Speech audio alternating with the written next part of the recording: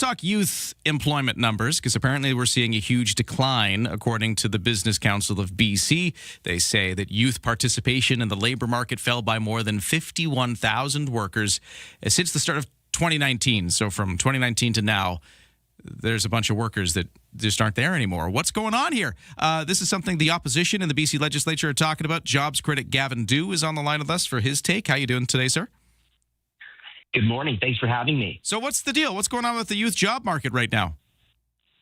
Well, we're facing a generational crisis of youth unemployment that has been made worse by a bunch of, frankly, bad government policies over the last decade that have really hampered our private sector economy, created a public safety crisis that has crushed our storefront businesses, and made us a very difficult province in which to start and grow a business.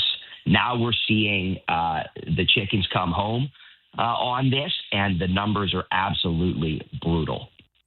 And those numbers that we looked at there, that 51,000 workers kind of youth jobs that would have been there, say, 6-7 years ago, just don't seem to be there anymore. Talk more about the numbers we're seeing. Yeah, I think it's really important to break out the dynamics. There's a lot of different things that are changing at once. So obviously, with the growth of AI in the job market over the last couple of years, we're seeing those entry-level white-collar jobs be transformed. But we're also seeing real softness in areas like retail, accommodation, and food services, where there's been a really significant pullback, about a 26% decrease in accommodation and food services, a 10% decrease in retail. Those are traditionally areas where young people get that first job. For me, it was mopping floors and stocking shelves at a pet store. You get that job in a quick serve restaurant. You get that job where you learn how to have a job. You learn how to work. And if you don't get onto the ladder with that first job, there can be a real long-term scarring effect, as the economists call it, where you just are not getting settled into the labor market. What worries me in particular is that this public safety crisis we've seen over the last number of years has just shattered business confidence and significantly reduced hiring in all of those storefront small businesses that used to be the traditional starting place for a lot of young people. Is another factor, because I hear about this sometimes, I don't know if it's true or not, but a lot of blame tends to get put on the temporary foreign worker program as well, taking jobs that might have been those traditional first, say, fast food jobs for youth. Is that a factor? Is that actually playing out? Oh, you broke up a bit there. Sorry, start that again. You broke up a bit there. That has definitely been a factor, and there have been abuses of the temporary foreign worker system, but that alone is not the only cause. What we've also seen is that we now have the highest minimum wage and among the highest payroll costs of any province. So that has disincentivized companies from hiring new workers, from hiring young people. It's incentivized them to bring in your automated checkouts and other things where, again, what the economists call that is labor capital switching.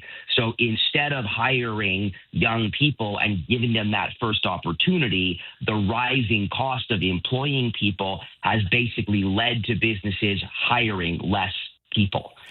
So it's very challenging. There's a lot of different factors at play here, but what it amounts to is a real loss of opportunity for young people who are actually just sitting outside the labor market, not getting that first job, not beginning their process of moving up the ladder in the labor market, or choosing to go to another province or another jurisdiction entirely in pursuit of opportunity.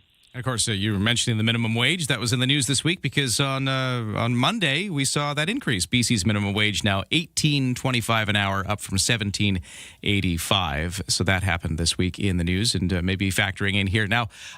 What should we do about this? So if I give you the magic wand, you can make the policy here. You can change things in BC. What do you think could be done to make this better? So we have to recognize that on the one hand, there are incremental policy changes we can make. And on the other hand, there's the big picture cultural and confidence piece. On the policy changes, for example, BC is one of the only provinces in Canada that doesn't have an incentive for hiring young people. We have among the highest costs of doing business. We just hammered small business with this PST expansion that's going to hit every single small business in the province on their bookkeeping, their accounting, their security services, all those things. So we need to stop making it worse with incremental policies that squeeze small businesses. And on the other hand, we have to rebuild confidence. We've had among the lowest small business confidence in Canada for the last number of years running. We have lost confidence in the stability of land title in this province. And we have created conditions where people just don't feel like this is a place where they can start a business, grow a business, and get ahead. So we need a dramatic change in the culture and in the confidence that will lead to people creating jobs here. And we need to recognize that the death by 1,000 cuts brought on by government is killing our small businesses, and we need to stop making it worse and start making it better. There's a take on youth employment in BC from Gavin Dew. He's the MLA for Kelowna Mission, also the critic for jobs with the BC Conservatives. Thank you so much for weighing in today. Thank you for having me.